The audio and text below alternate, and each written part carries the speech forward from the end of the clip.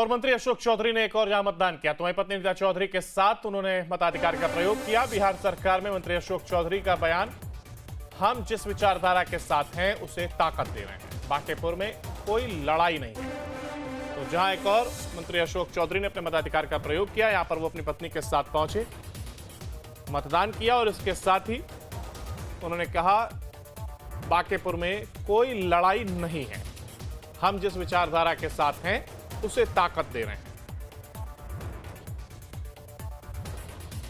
तो जहां एक और मंत्री अशोक चौधरी पहुंचे, अपने मताधिकार का प्रयोग किया, पत्नी के साथ वो यहां पर आए और मतदान केंद्र पर पहुंच करके मतदान किया। इसके साथ ही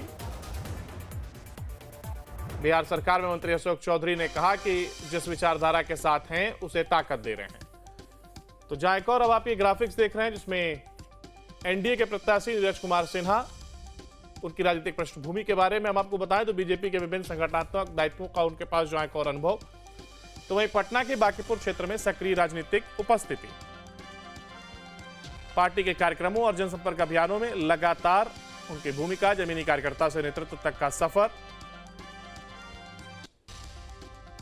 तो वहीं संगठन और विकास और सुशासन के मुद्दों को प्रमुखता से उठाने को लेकर के उन्हें जाना जाता रहा। एनडीए के साझा एजेंडे के साथ ही वो चुनावी मैदान में है।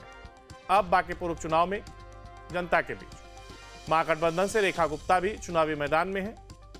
आरजेडी ने उनके नाम पर भरोसा जताते हुए चुनावी मैदान में उन्हें उतारा।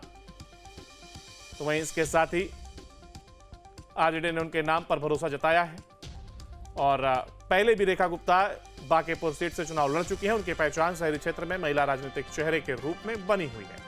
बांकीपुर में उन्होंने स्थानीय मुद्दों को लेकर के चुनावी अभियान भी चलाया। तो वहीं महागठबंधन ने उन्हें सामाजिक समीकरण साधने वाले उम्मीदवार के तौर पर पेश किया। आरजेडी नेतृत्व ने उनके जरिए बीजेपी के मजबूत गढ़ में चुनौती देने की कोशिश की है। कांग्रेस और वाम दलों के समर्थन से महागठबंधन की संयुक्त रणनीति सामने आई।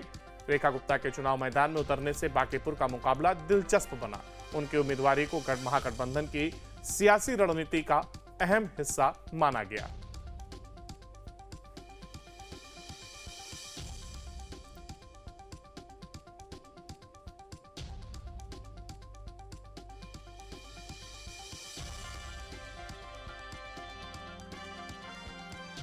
और वहीं जनसुराज से प्रशांत किशोर की राजनीतिक पृष्ठभूमि के बारे में बात करें तो वहीं प्रशांत किशोर देश के चर्चित चुनावी रणनीतिकार से नेता बने। कई राष्ट्रीय और क्षेत्रीय दलों के चुनावी अभियान का हिस्सा रहे। 2021 में बिहार में बात बिहार की अभियान की शुरुआत की और इसके बाद राज्य भर में जनसुराज पदयात्रा निकाल करके जनसंपर्क किया। पदयात्रा के दौरान शिक्षा, स्वास्थ्य, रोजगार और भ्रष्टाचार को प्रमुख मुद्दा बनाया। लंबे जनसंपर्क अभियान के बाद जनसुराज को राजनीतिक दल का स्वरूप दिया। प्रशांत किशोर खुद को पारंपरिक राजनीति का विकल्प बताते हैं। प्रशांत किशोर की राजनीति का फोकस सुशासन, शिक्षा सुधार पर रहा है। जनसुराज अपनी राजनीतिक ताकत बढ़ाने की कोशिश में है।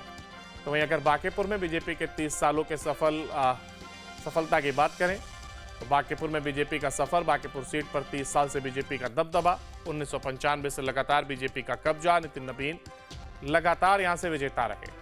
बीजेपी का अभेद किला से बांकीपुर सीट को माना जाता है। परिसीमन से पहले यह सीट पटना वेस्ट विधानसभा क्षेत्र के नाम से जानी जाती थी। बीजेपी के नवीन किशोर प्रसाद सिन्हा लगातार जीत दर्ज करते रहे। 2006 में उनके बेटे नितिन नवीन को मौका मिला, बीजेपी के टिकट पर जीत हासिल की। साल 2010, 2015, 2020 और 2025 में बांकीपुर से विधायक चुने गए। बीजेपी के सामने मजबूत गढ़ को बचाने की चुनौती, विपक्ष सेंध लगाने की कोशिश में जुटा।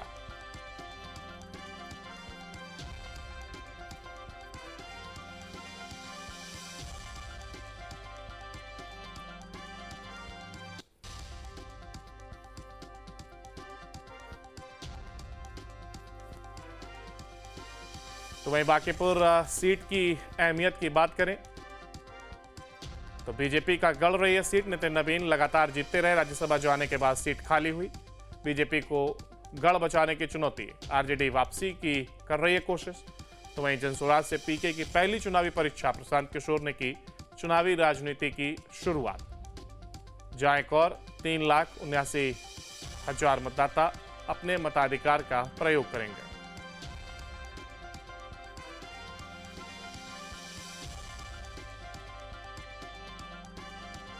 बांकीपुर सीट से उम्मीदवार बीजेपी के ने युवा चेहरे के रूप में नीरज सिन्हा को उतारा है। जन स्वराज से अलग अलग या कहीं जन स्वराज से प्रशांत किशोर खुद चुनावी मैदान में है। तो वहीं अगर चुनावी आंकड़े की बात करें तो 9 चुनावों के आंकड़े 1995 में 57.6%, 2000 में 54.93%, 2005 में 49.12%, 2005 में अक्टूबर 69.33%, 2006 में 82.31%, 2010 में 72.06%, 2015 में 60.19%, 2020 में 49.05%, 2025 में 62.66% या कहें 66%।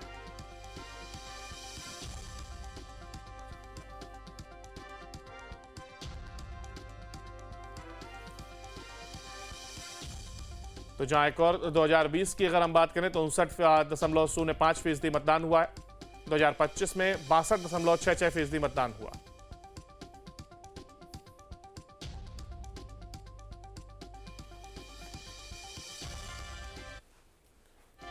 त्रिकोणीय मुकाबला होने के चलते चुनाव दिलचस्प होता हुआ नजर आ रहा है। बांकीपुर सीट को लेकर के उपचुनाव और मतदान फिलहाल जारी है।